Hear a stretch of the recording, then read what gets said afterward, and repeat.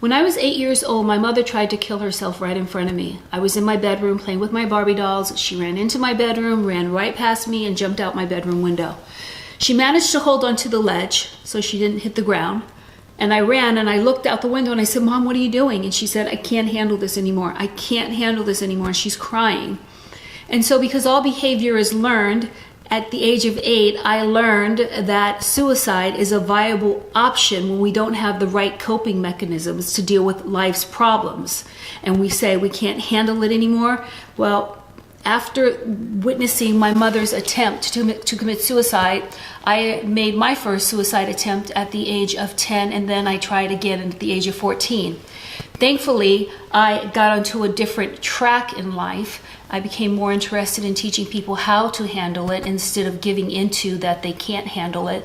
And that's why I'm making this video, because if you are like me, or like I was, and if you have that belief pattern that when you can't handle it, that suicide is an option, I want to invite you to consider something else. I want to invite you to consider that yes, it is an option, but it's not the only option.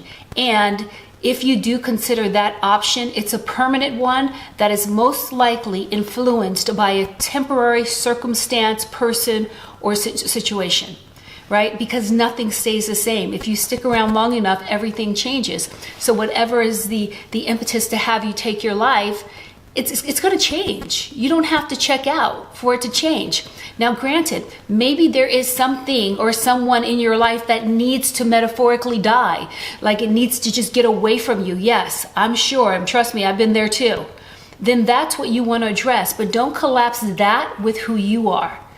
Because your life is for a reason. You're here to do something fabulous and fantastic. You are a purpose with a purpose. And part of the reason that we want to check out is that we're not present to our purpose. So if you want to be really aggressive about something, get aggressive about finding out what your purpose is, not about taking your life, okay? So I'm asking you to make 2 promises to me, especially during this holiday season, because this is when depression just soars, right? I want you to promise me. I know you don't know me from a can of paint, but that's okay. Know me because I love you, and I love you because you are me. Because we're human beings, we're having this experience, and we're just trying to get the damn thing right? So therefore, we're related. So there. Okay, now make me a promise.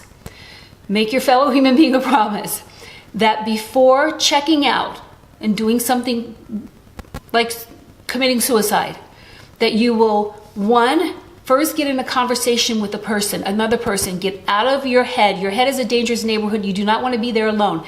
Get out of your monologue and get into dialogue with someone. Get into communication. Talk to that person about what you're feeling, what you're afraid of, and what your concerns are. Get all that out. You need to just be in communication, because anything can transform if we're in the process of a communication, right? Recently, right before my book came out, I was a hot mess. I was so nervous. I'm like, I can't handle it. And of course, I go back to my default way of being is I'm going to check out. Not that I really was going to check out, but it always becomes a viable option when I feel like I can't handle something. And with all my training and development, yes, I still go there. I just don't stay there. And so I want to let you know you can go there. Just don't stay there, right? So I got into communication with someone. I really went there. I was like snot flying everywhere, spit flying, blah, blah, blah, blah, blah, woe is me, I can't take it, blah, blah, blah. And then afterwards I felt fabulous, because when we are in communication, we are moving our emotions, and emotions need to be in motion. When we feel stopped and stuck and hopeless and we can't handle it, it's because there's something energetically that just needs to be pushed, it needs to be moved. So you do that by being in communication, by being in a dialogue, okay?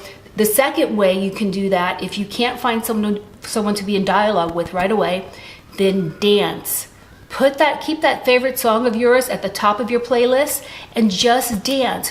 When we dance, what happens energetically, we start shifting and we start shaking shit up, which is great because we take emotions and we put them in motion, emotions that are stuck. And there's something about moving the body energetically and creating a new frequency that helps you shift your emotional state of being, okay? So remember, get into dialogue, get to dancing. Those are your two things that you have to do right away. And they work 99.9% of the time. It's when you stop and you just sit and you stay in your head and you stay stuck and you don't see a future because you can't get beyond that thing that's just playing over and over and over and over in your head, okay? So, I know it's a lot, but get in dialogue and dance. And don't allow a temporary experience or person or situation to influence you to make a permanent decision about your life, okay? Because like I said, if you're here on this planet, let me tell you something, it's because you have a purpose. And if anything, find your purpose, make that do or die, right? Like, I'm gonna find my purpose come hell or high water. That's where you want to be aggressive, okay? Happy holidays, and again, if you need anything, find me. I'm not hard to find, and I'm here. And I have a great community of people who are willing to support you as well. Okay, happy holidays to you. Mwah.